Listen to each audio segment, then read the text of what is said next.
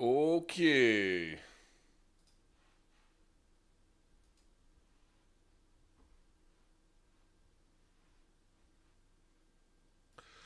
Hello, everyone. Oh, there's no headroom.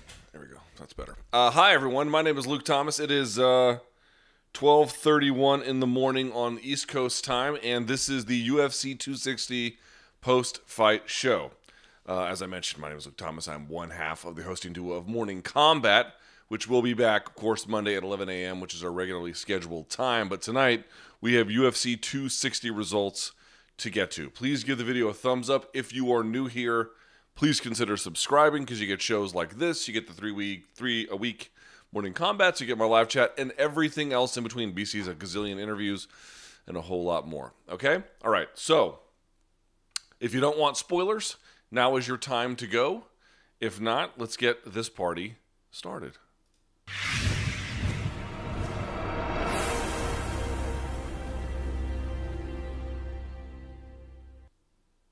Oops. There we go.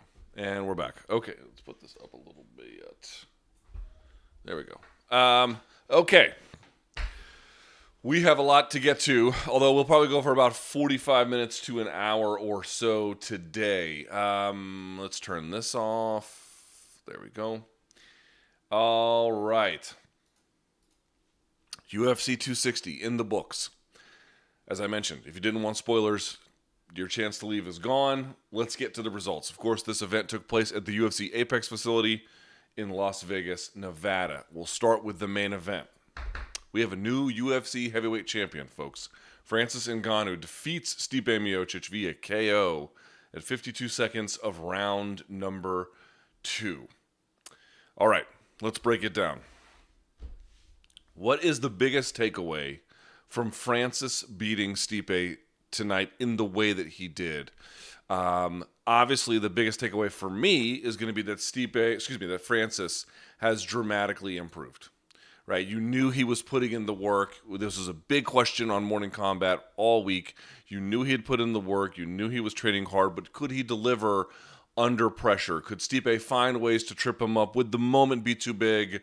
Did he get good enough, quite frankly, for all of that power to be married with something a little bit more than just, yes, it is quite ferocious, his power, but if you can marry it with the other things, patience, shot selection, takedown defense, good cardio, good judgment, it becomes a whole lot more potent. Because one thing we've never seen from Francis, in the sense that the power is so good early, you didn't know if the power would carry. Now, early into the second round isn't the best example, I should say, of like power carrying late into the fourth or fifth. But could he execute with each new iteration of challenge or round or whatever? He looked awesome. He was clearly the better fighter of the two.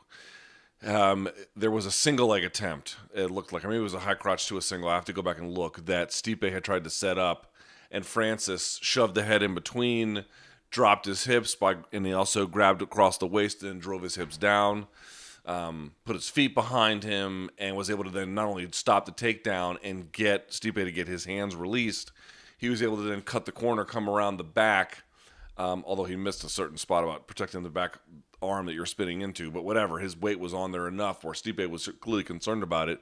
He was able to transition to the back and then unload shots and then not get overwhelmed there. These are bigger than they look like. It sounds like, oh, well, we see these kinds of things against, foundational fighters do, from their third fight on or fourth fight on. Like, this is, when you're just coming up, you should know some of these things. And part of that is true, but here's the big deal. The question is, could Francis execute against a guy the level of Stipe? Could he do it against a champion? Could he execute not merely these skills, but these skills in the kind of requisite place we had put him in, or that he had earned?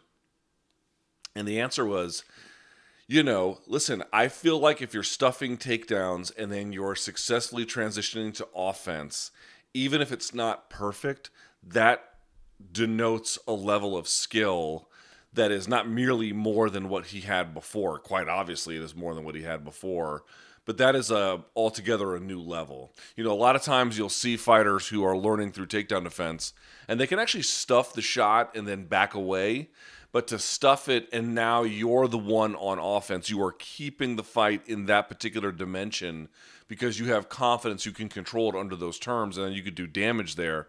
That's not automatic. People think it's automatic, but if you can do both at, not exactly the same time, but in the same kind of sequence, that's a big deal. That's what I saw from Francis tonight. You knew he had power. Okay, big deal. It's certainly no revelation that was going to be a factor, but that he was able to land those shots, that he didn't go crazy on them, but they were still impactful. That was a big deal. He was cage cutting. He wasn't backing up. He was being the bigger brother of the two. He was firing underhooks in the clinch. He was just doing the things that you're supposed to do, and he was doing them successfully against a fighter who had a belt around his waist when he, walked into the cage that night. That's a big deal, man. That is a huge deal. That is operating at a championship level, and then some. It wasn't close. I need to go see what the stats were from... What would the stats be from Stipe for this fight? Do they have them up? They're going to credit Francis with 2 knockdowns, both happening in the second. Yeah, Jesus. They gave Stipe a total of 12 punches landed over 2 rounds. 8 in the first round, just 4 in the second. Meanwhile, Francis got off 23 of 37 in the first and 13 of 19 in the second. He stuffed 1 of 2 takedowns. He went for a takedown of his own. Sorry, Francis got 1 of the takedowns. Stipe was credited with 0 of them. Man, that's crazy. When have you seen a stat line from Stipe where he landed 8 punches in a round where either he or the opponent didn't get finished? I don't know if I've ever seen him muted that much. The leg kicks were working for Francis. Like 23 strikes out of 37 landed in a round. That's when they're throwing fairly consistently, just enough to keep the opponent guessing if there's a gap between what they're doing or the second fighter's kind of hesitant for a little bit. It's just enough to keep a steady drip of Chinese water torture. That's the kind of activity where if you're accurate and you're mixing it up and you can land, it's not overwhelming. It's not some gigantic show of force. He's not landing 40 and attempting 60 or something like that. That would be pretty crazy.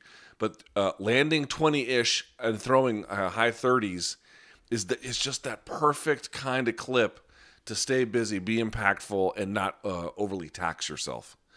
So this is the other thing you saw from Francis. It wasn't just that in the wrestling department he could transition from a defense to offense and do so successfully without having any of his other perceived liabilities come to play, right? Like when he was going for strikes, he didn't get overwhelmed or positionally thrown forward or whatever. Like he was able to basically, control through that.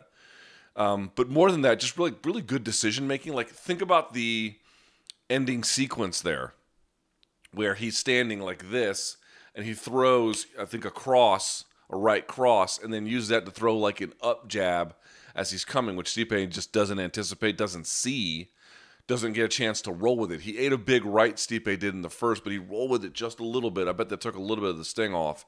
Couldn't roll with this one, eats it, and then you see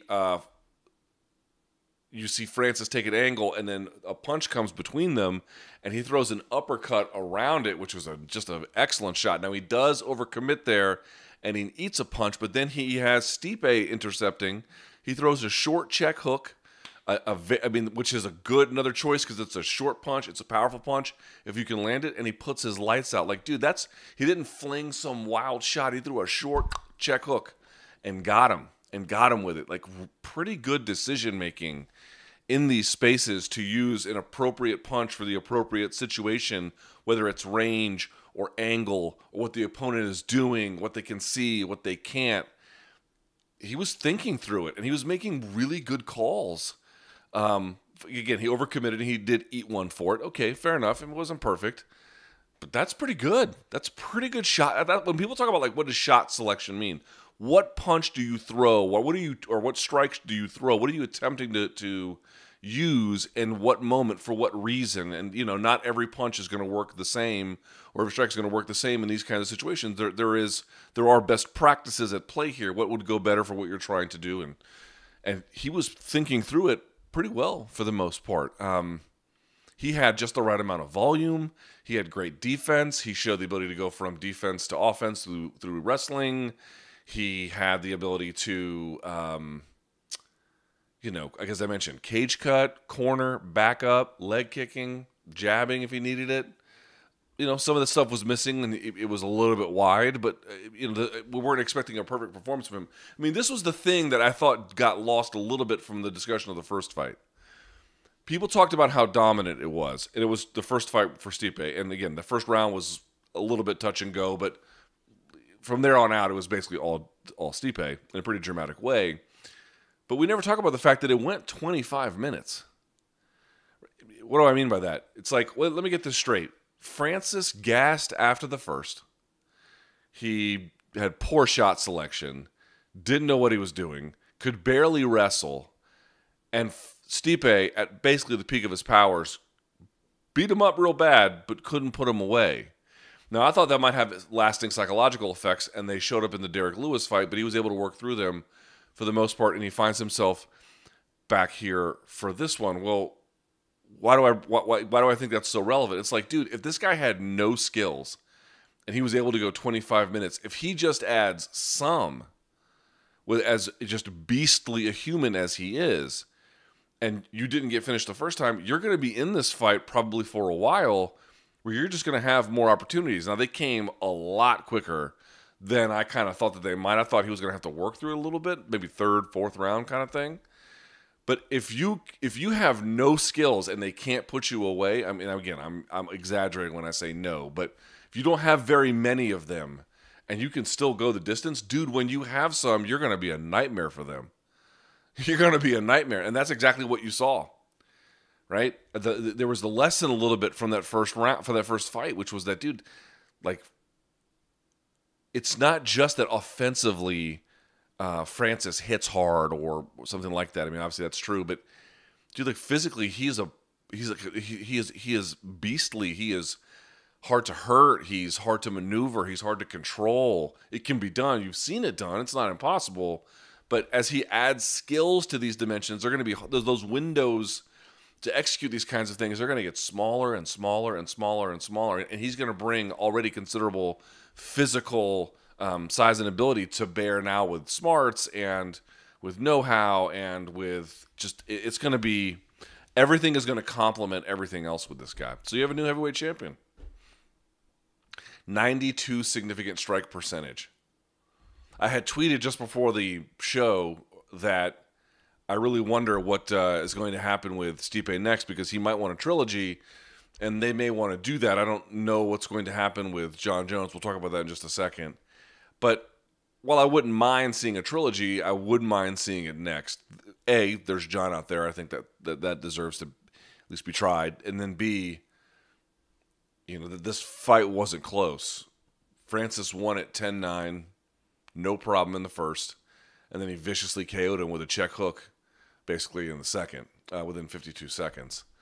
It wasn't, like, there's not a, even...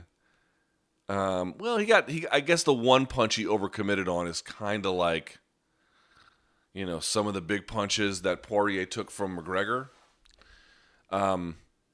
So maybe they'll do that. Maybe they'll go back that way. But if they can come to a deal with, I'll just sort of get to it. John's in a really interesting position because the way he was tweeting was like he's waiting for UFC to show him a new deal to get more money to fight at heavyweight. And he's actually got a little bit of pull.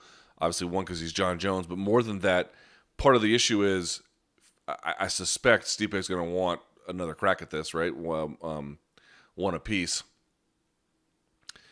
And more to that point, he's going to be a lot cheaper maybe than Jon, or won't do the same kind of business, but they could play them off of each other to get whatever they're most looking for in that circumstance.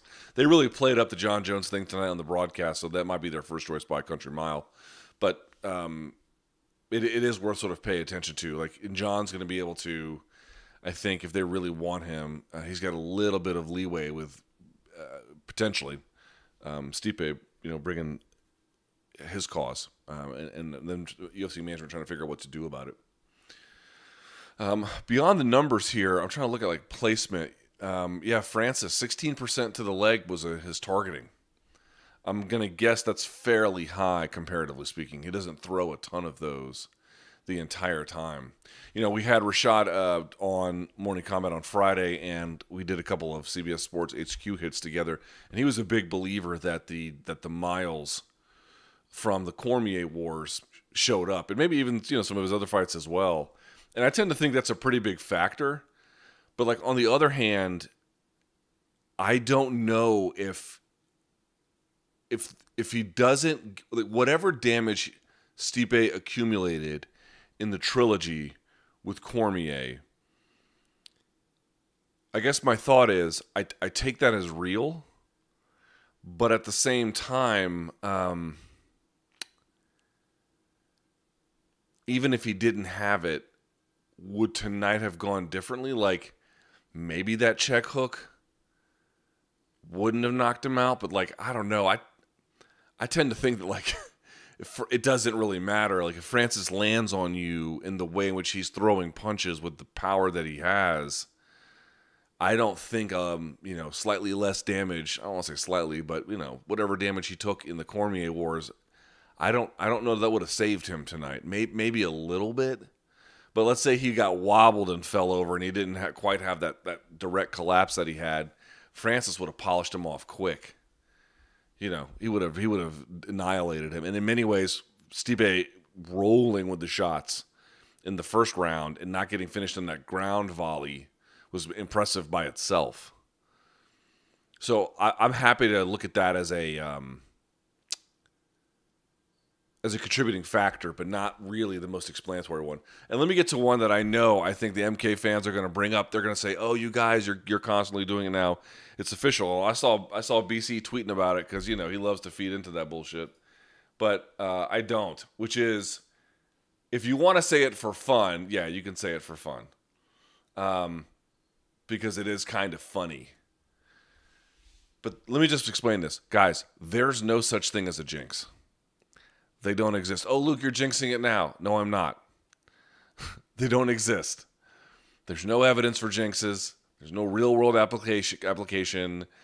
If you believe in them, that's great, but I don't believe in magic. Magic is not there's a real explanation for what is happening. It is funny that the four actually, because we did one with a mini review for Tyron, and everyone we've ever tried to do one for has lost. That is certainly an interesting kind of thing to point out. You're like, oh, that's obviously a jinx. Jinxes are not real. Here's what I do think is happening. One, it's a little bit of a timing issue in terms of just luck, or bad luck, I should say, in this case.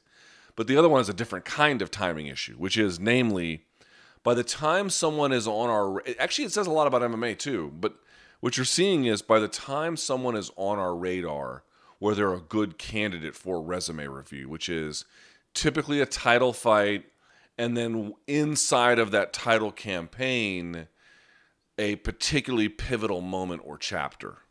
So this is Conor McGregor was not in a title fight, but was in a hugely consequential fight about the future of lightweight. One for him, he'd been off for a year. This was a big rematch. That sort of a thing. You go to Adesanya, title fight. He's moving up a weight class. It's this big thing. Stipe, it's this moment of, part of the reason why tonight was so important for Stipe is that if you're the champion, certainly the Sterling case in bantamweight makes things a little bit unusual, but in general, I don't think it is controversial to say that if you are a champion, you are the dominant figure in that division. But what makes the fight against Francis before tonight, what made it so interesting is not merely that Francis is very, very difficult to beat or that he earned it by beating those guys. It's sort of the latter, but what I mean to say is Stipe had to beat another dominant figure in that division. It wasn't just a guy who earned it. And it wasn't just the guy, this is a rematch of sorts and it's later. Yes, those are some interesting reasons and those are important ones. But to have another guy who's like killing the group a little bit, and you got to kill that one. It's quite another when there's like parity, and the belt's always changing hands, or guys will get it and then defend it once, and then they lose it. That tells you there's not really even a dominant figure. What sometimes in heavy in MMA, you can get a case where there are 2 dominant figures, even 3 dominant figures in one division, and those 3 have to sort it out among themselves. An obvious case would be, Rich Franklin wasn't so dominant in that way, but like there was a time when it was like John Fitch and GSP, and dude, Fitch was killing everybody. He was killing everybody, and then he had to fight St. Pierre, and then you see that there's these differences. So in the case of Francis, you had another dominant figure who had found a way back to the title by maintaining that dominance, but this dominance was through growth. It was through challenge, and yes, those fights ended quickly, but it's pretty clear that as he leveled up, the challenges did as well, and he was still able to meet all the tests and exceed beyond them. So I think taking on like a really dominant figure like that, it's very, very difficult to do, which is why I think the second time around you couldn't do it. Here's why I go back to this thing about the curse with it. There's no such thing as curses. There's no such thing as jinxes. But it tells you a lot about MMA that by the time someone arrives in a position where they're in a huge bout of consequence, one, they're clearly unpredictable, just from a general betting perspective. But 2, this is what happens to power structures in MMA. There is constant kings being killed all the time in this business. It is very, very, very, very hard to maintain dominance. To me, it's actually maybe even not that surprising that the guys we pick for resume review keep losing, because by the time you have ascended to these questions of major greatness, chances are fight over fight, they're just not going to go your way, especially if you're in cases where we've got them a little bit later. Here we have Stipe close to 40. I think Conor close to 35. I could be wrong about that, but I think that's right. Poirier the same. I think he's like 32, 33. Adesanya a little bit younger, but that was just so obvious because he was moving up a weight class. You have these pivotal moments in a fighter's career, and then they can sometimes falter in those moments because the power structures in MMA are unpredictable and unforgiving. And this kind of toppling of celebrated figures or Jan one. So in that case, it would be, a celebrated figure, or in the case of where a division gets turned over at the top, just that. But yeah, to me, it's not surprising at all. I have to flesh out a little bit more how I feel about that, because I feel like there's more to that story. But just to be clear, it's fine if you want to be like, if you're a kid who was in the movie The Sandlot, it's fine to believe in jinxes. They're kind of funny, they're kind of cute, they're kind of hokey, but they're not real. So the question is, why would fighters selected at this juncture, consistently, 4 of them anyway, 3.5, why would they lose every time you do it? It's because I tend to think you keep finding these fighters in these positions where they're looking to live on, maintain, or elevate their level of dominance. And that is at a very, very super, super difficult juncture. That's going to result in a lot of heartbreak. Not every time. Okay, eventually someone's going to win, but to me to me in retrospect, it was surprising at first. And now that I think about it, it's like, oh right, but there's just massive turnover. We're asking them to do these incredibly difficult things. It's not going to be easy.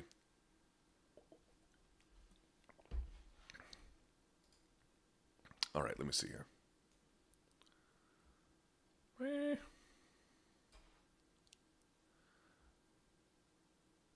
There we go. Okay. I'll come back to this.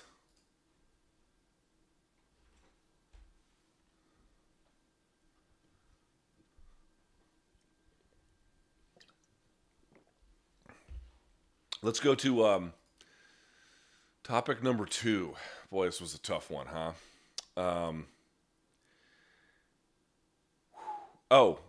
We haven't talked about a Francis versus Jon Jones fight. Let me do that first real quick. How might that look if they make that? Well, now Francis has the skills.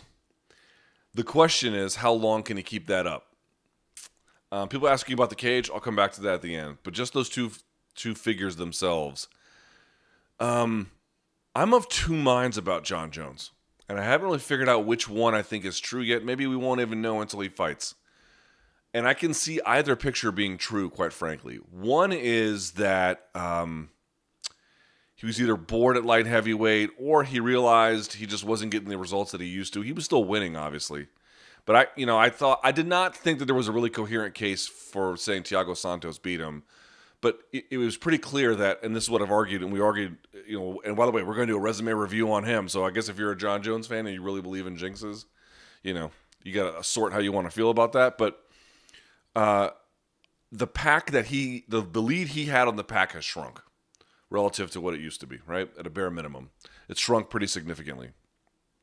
And so you have sort of a couple of reads on that. One is he goes to heavyweight because he knows he can still be really competitive there.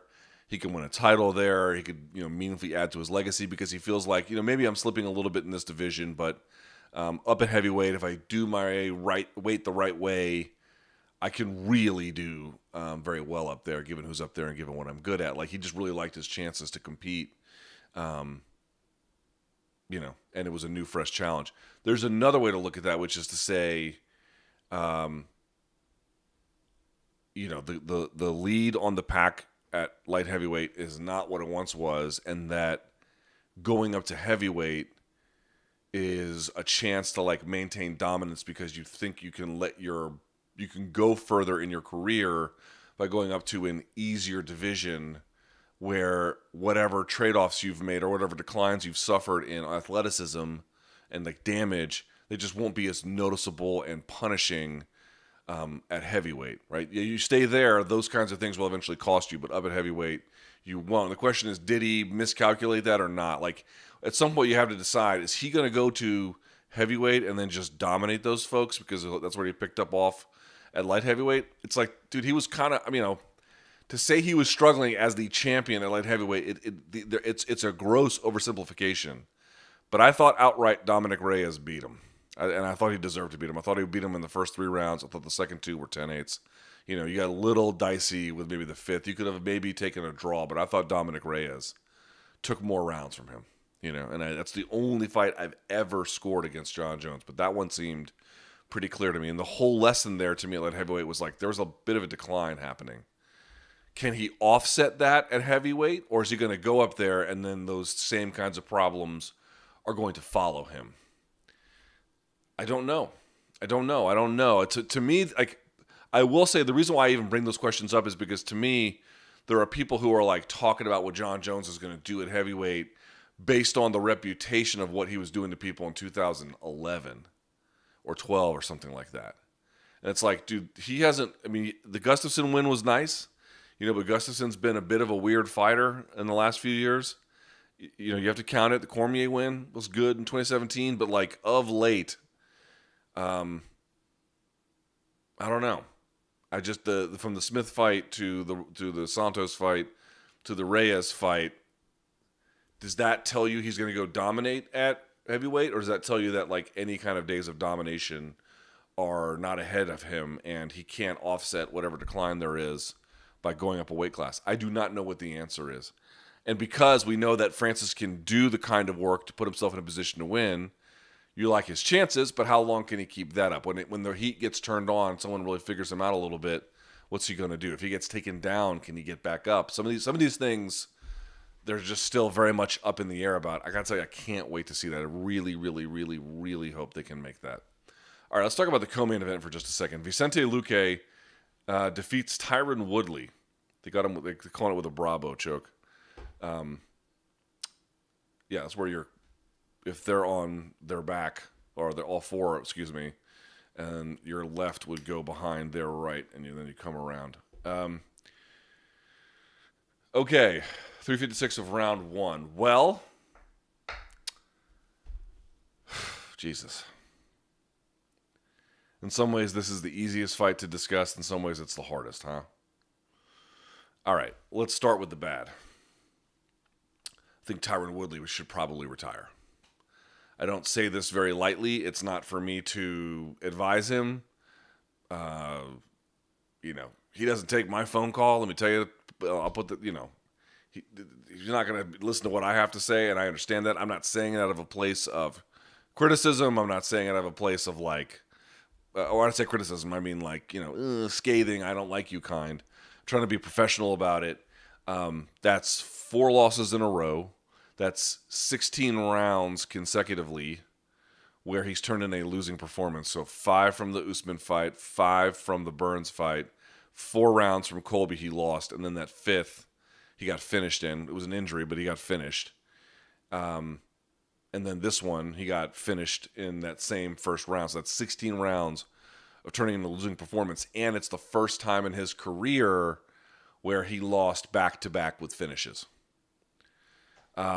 This is trending in the wrong direction, and it's trending in the wrong direction fast. Because Luque is a very good fighter. He is worthy of tremendous respect. But one of his issues before this fight was that every time he had stepped up to that next level, that Leon Edwards level, he'd fallen a little bit short. He can beat people, below that you knew quite comfortably. But could he really raise himself? Tyron, in a 3-fight losing skid he had suffered, had only ever lost to people who had held titles or fought in title bouts in the 170-pound weight class. Now he has lost to somebody who has not, and he's getting finished quicker than ever. Part of the reason he was able to hang on in those other fights because he wasn't doing a whole hell of a lot. In this fight, the bell rings, and he comes charging across the cage, throwing punches. They eventually clinch up, and Luque has to control him against the fence for long periods. Eventually, though, they trade, and Luque gets rocked, but Tyron doesn't really follow up, and Luque then drills him. I was shocked that Tyron was able to stay up. He fought back quite bravely. I think, in fact, BC had tweeted that Tyron went out on his shield. He did. That is very true. You could tell he was trying anything, something, to just get it going, to get something out of himself, to get a better result, to just, you couldn't keep going back to what you were doing. I mean, that was clearly a path to nowhere. So just trying to do something more. And he tried, man. He tried. He went out there and he slung it, but he gets eventually dropped. And then, Luque has really good anacondas and bravos. Sets one up, sits for it, and then gets the tap. And you can see Woodley take a huge breath at the end of it once it was released, again, at 3:56. This is probably the end for Tyron Woodley. I mean, I don't know that it is. I would imagine UFC is going to part ways with him at this point for any number of reasons, for the acrimony that previously existed between the parties. Perhaps his paycheck is hefty. I don't know how much of a future there is in fighting for him. I mean, he could probably go to another organization, but this was not exactly the best way to leave. Yes, he showed significantly more. Listen, I'll take the effort he put in today over the other 3 fights any day of the week. It wasn't a very, the other ones were a little more patient and tactical, and again, to a fault. This one was reckless to a fault. And ordinarily, it's funny, if you had a Tyron Woodley just coming up the ranks and he wanted to fight the way he fought tonight, you would caution him against it. You'd be like, no, you don't want to fight recklessly. You want to fight smart. You want to fight careful. You want to take your time. But he had found himself in such a hole of decline and listlessness that, in fact, recklessness, it was obviously not the winning formula, but I can understand trying to get that. Look, he is trying as an athlete, it seems, from afar, I do not know, but it seems, he's trying to just manufacture the will. He is trying to just bend his existence to his needs, to his desires, and he is doing it at a time in his athletic life where it is, for this organization, at a bare minimum, probably his career, but certainly for this organization, it is too late. It is too late. Dude, 38/39 next month. When's his birthday? So today is what? The 28th, now that it's Sunday? Tyron's birthday is April 17th. So in 2.5, 3 weeks, something like that, he's going to be 39, right? 39 years of age. Let me double check that. Yeah, he's 38 now. He's going to be 39. Dude, that's 2 years younger than me. And you're out there fighting Vicente Luque. That's late in the day, man. You know, I've always believed Tyron to be very skilled, but I think a lot of that skill was foundationally based in a lot of athletic ability, and he still, for 38, is quite the athlete, but he's not the athlete he once was, which is really all that matters. And so now there's not enough of a skill gap on the rest of that division for him to make up for what the decline in the athleticism is. All of it has sort of suffered a loss together, essentially a decline together, and so he finds himself here. I mean, the reason why I say like retirement, I think is really important to consider, is because, you know, if you're out there losing fights the way he lost the first two, like Kamaru and you know, it certainly wasn't great to lose to Burns the way he did, but it wasn't too devastating. I mean, you got a cut in one, you got taken down, but it's like all the things that Tyron had built up, it's all coming apart now, right? That stellar takedown defensive rate, and then Gilbert goes and takes you down. You know, what was it? No one in the UFC had stopped him. Marquardt had stopped him at 170 with that vicious combination along the fence line. But no one in UFC, right? I could be wrong about that. I don't think anyone in UFC had ever... He lost, obviously. Am I just forgetting something before I do a dead wrong here? Let me go back and look. McDonald decisioned him. Shields split. Yeah, that's it. He hadn't. No one else had stopped him before. And then Colby stops him. So now you're getting stopped. That's never happened, again, in UFC. And now you're getting stopped quickly. And by a fighter who is... You know, he was very, very good, but had never fought in a title bout in UFC history, or in his UFC history. Every metric is heading in the wrong direction. They're all heading in the wrong direction. It's, you know, could you imagine if something you love, someone's like, you just can't do it anymore? But dude, it's one thing if you're out there just losing decision fights or getting cut a little bit, you know, and it's not that big a deal, you know. Now you're getting these TKO losses due to injury, but still, there's a bit of frailty that's showing up. He nearly got finished with strikes in this one. You know, Woodley's chin, fairly dynamic to be able to last up against some of those shots from Luque. And then you're getting put out, you know, or pretty close to it. It's only if you keep doing it. I say you like I'm talking to him, but I'm not. I'm just saying for the audience's sake. If someone keeps doing this, it's going to get worse. It's going to get, and who wants to see that? His kids don't want to see that. I'm sure he doesn't want to see that. His family doesn't want to see that. His fans don't want to see that. Maybe his enemies or something, but certainly I don't have any desire to watch another fight with. And dude, and before the fight, he says, you know, he is quite bright, and I think these are the internal messages he is giving himself to, again, just bend reality to his will, but it is not working. And it is not only not working, it is unraveling at record speed. If he keeps going, there's going to be a disastrous result, and I don't think, you know, that can still be avoided here. You know, at 39 years old, taking big punches like that at a 170-pound weight class, you know, that is, I don't recommend it. I do not recommend it. As for Luque, the story is quite the opposite. He finally does get a win. Now, granted, it's a quite on the decline, Tyron Woodley. But still, Luque gets a win over a guy who held a title, who, you know, Woodley is one of the 5 best welterweights ever. I don't think that's a crazy statement to make, right? When you consider who the very best welterweights were. He's one of them. And he did it with his signature weapons that you know he has. Some mistakes he made too, although, you know, you're dealing with a beast in Tyron, even at 38 years of age. He's still going to be a force to be reckoned with. But he showed good composure. The call out to Nate Diaz, I don't think he's going to get what he needs out of that one, but you know, clearly Luque, his only losses were to what, Leon and what, Wonderboy, right? When he stepped up in weight, I think. Let's see, what am I saying? Stepped up in weight since the Michael Graves fight, yes, which he did lose that one. Since that, he's only lost to Leon Edwards. He did have a middleweight bout. Yes, sorry, I knew that. That's what I meant. Okay. But, yeah, and then Wonderboy Thompson back in 2019, fight of the night for UFC 244. But since then, he's won 3 straight. Nico Price, Randy Brown, and Tyron Woodley. And he's won all 3 of those via stoppage. TKO, KO, and now a submission.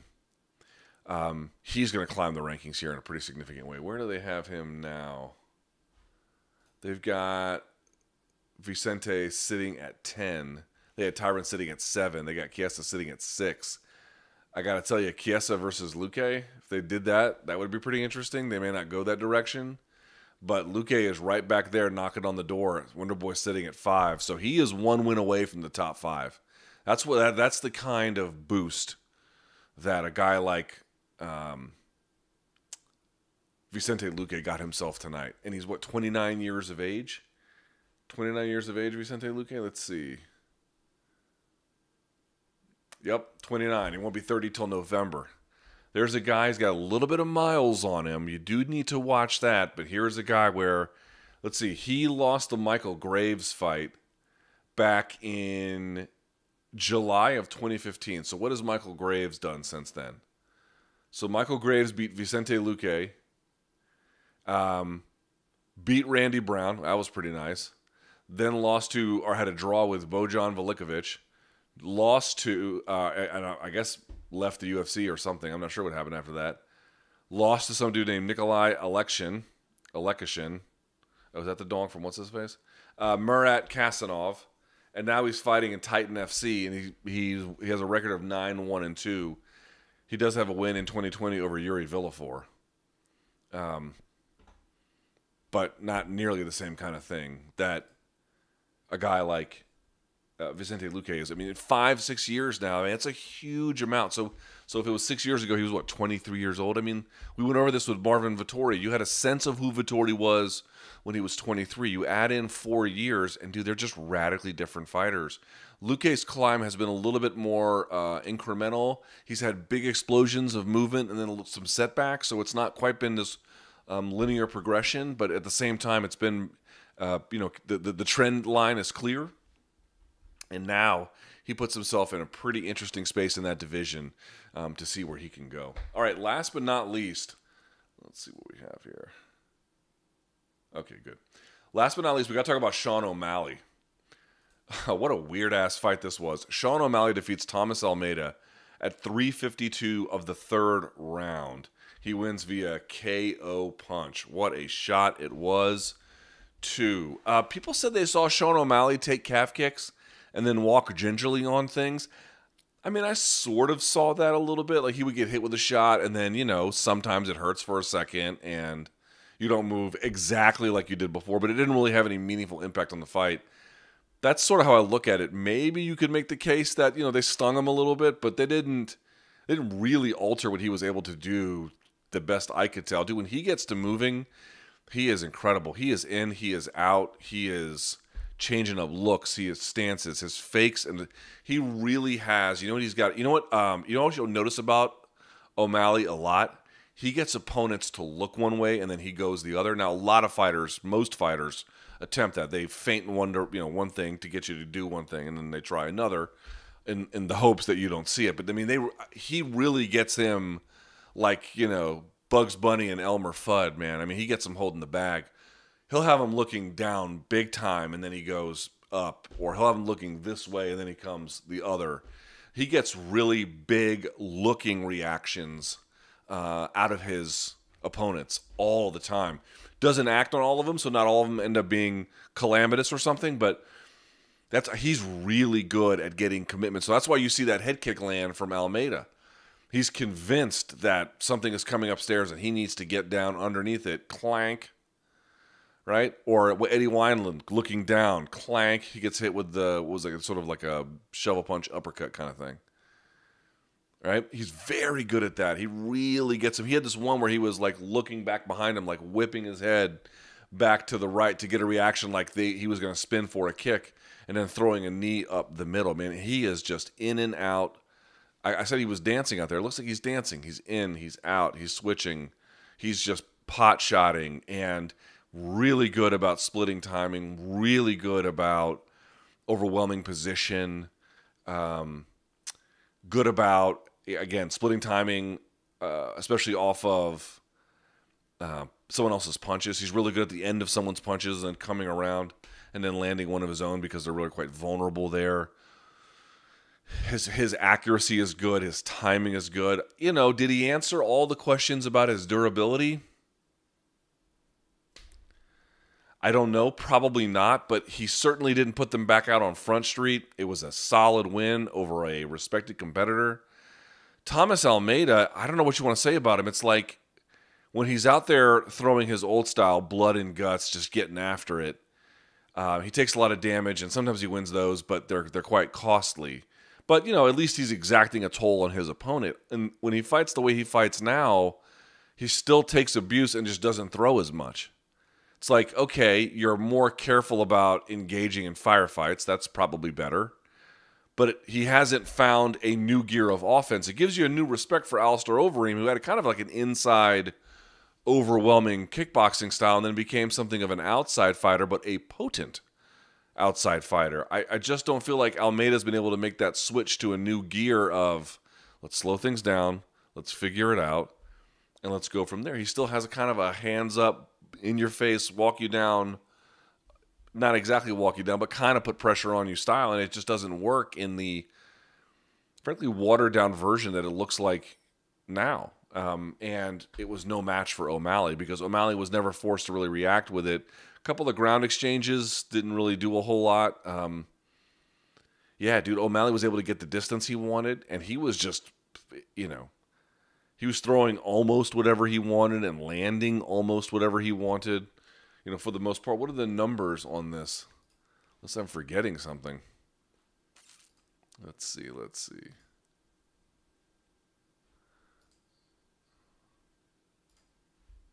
They're going to credit O'Malley with 2 knockdowns, one in the first, one in the third. Wow, Jesus. I mean, look at these numbers. Almeida landed 8 punches in the first, 12 in the second. 12 is low, but better. And then he landed 5 in the third. And he got stopped at 352. Not great, Bob. Not great. He did get 1 takedown in the first. He attempted 2. Only had a control time of 22 seconds. That's it. Not much at all. Yeah, you just had much better volume. You had angles. You had timing. You had misdirection. You had him leading Almeida into traps with his directional movement and then intercepting him with it over and over again. So I think you saw from O'Malley that, like, at distance, if you don't get that guy cornered or limit him in some kind of way, and he's able to move and time and change and set up, dude, he's going to light you on fire. You cannot give him that space. You really have to take that away, or you have to be very, very, very far away yourself, because he can operate at long, long range, and then he's able to get inside through any of his various fakes and feints, and it's over. Anyway, so part of the controversy is in the first round, I actually didn't mind that the referee let it go, but you had O'Malley thinking he had a walk-off KO, and it shouldn't have been, so they let it go. And then you had another case where O'Malley thinks he has a second walk-off KO in the third, and that one was a little bit closer, but, you know, Almeida was still moving a little bit, so O'Malley landed one kind of nail-in-the-coffin shot with his right hand, and that was it. The step-back left that he landed, by the way, was similar to the step-back right that Gaethje landed on Cerrone, but the final right hand that he landed, O'Malley, just, I mean, you know, it was unnecessary in the sense that Almeida didn't need to take that because he wasn't going to win. But part of the way that the rules are structured is that, like, you know, do you want to call that intelligent defense? To an extent. He certainly was conscious. He was moving. He was trying to come to a more combat-ready position. I can sort of understand letting it go. It's just the problem is you almost stop a fight twice when the guy who's winning thinks it should have been stopped twice. You don't intervene, and so by the second time he is faced with the same situation of the fight not being stopped, when you thought it should be, he goes and then absolutely drives an ice pick into the heart of the guy. And that got a little ugly and a little gratuitous, but at least it was final, and at least it was official, and at least it was, you know. Is there any dispute about who won or who deserved to win? You know? At least you don't have that. You got everything else. So O'Malley, I think, really did himself, I don't know how much you learned, but you are reminded of why there's a strong belief in him. You are reminded about why he is to be taken seriously. I think he showed a lot of composure when he didn't get the fight stopped in the first, and then kind of, had to rejigger things a little bit in the second, and then the third round came out looking amazing. That shows a lot of maturity and poise and bearing in a difficult circumstance. I think that's very important. For Almeida, I have not seen hardly anything since his return to fighting that has given me a lot of hope for him. Unfortunately, I just haven't seen anything particularly special. I think O'Malley didn't undo all the damage from how the Vera fight was handled, but he definitely did himself a big favor in getting to a position where he can do that.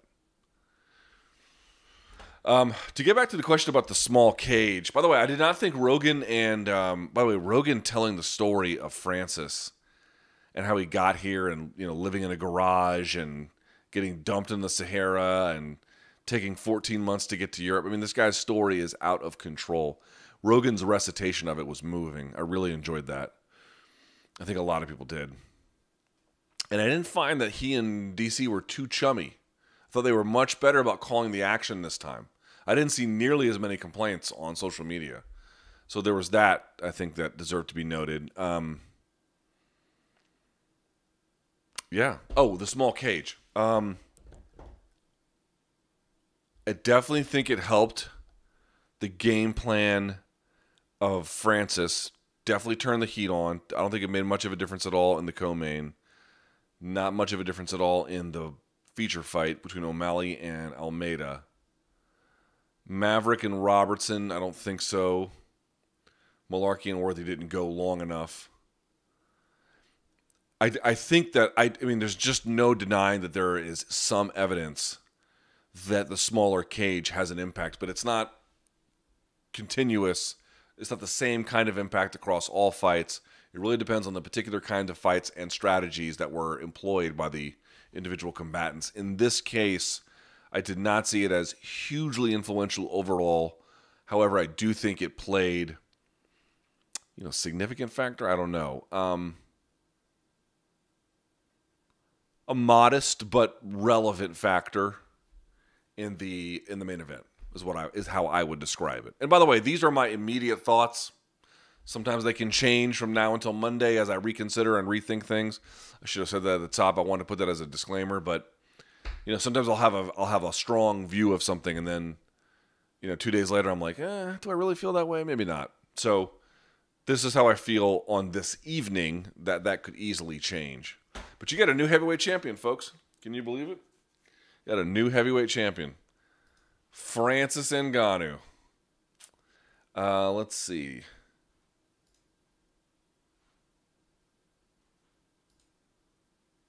Let me get any questions. Someone says, it seems quite obvious that the best way to beat Francis from the interest of Jon's point of view is to stay safe and outpoint the more powerful man. Yes. Do you agree that a Jones fight might be a very slow chess match and not a banger that some fans might expect? I expect him to try for a takedown, but if it gets stuffed really bad, then it's for sure going to be boring. You saw in the Thiago Santos fight that he was concerned about what kind of up-the-middle attacks that Santos was going to throw if he attempted some kind of takedown.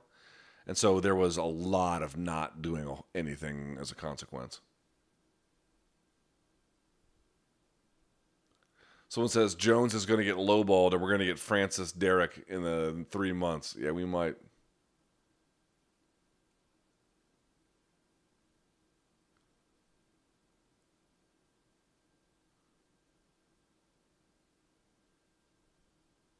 Someone's like, Luke, I just tried to see what John had tweeted and was reminded I was blocked. I guess he's not a fan of either of us. For some reason, he hasn't blocked me. I never know what to make of that. Okay. Let's see. How long have I been broadcasting? Oh, perfect. About an hour or so. All right. So here's what we're going to do. We're going to call that a show. If you have an email for me, shoot me one. LukeThomasNews@gmail.com.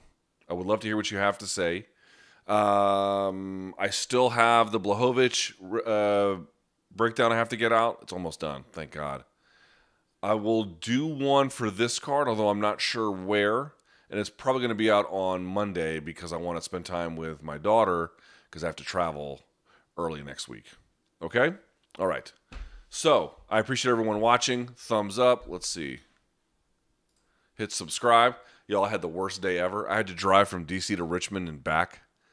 It's a 2-hour drive to get there to Richmond. It took me 4 hours on the way down and 3 on the way back. And I was in Richmond for 45 minutes. I wanted to die. Terrible amount of traffic. Okay. All right. Thumbs up. Subscribe. Love y'all. Thank you so much for watching. Until next time.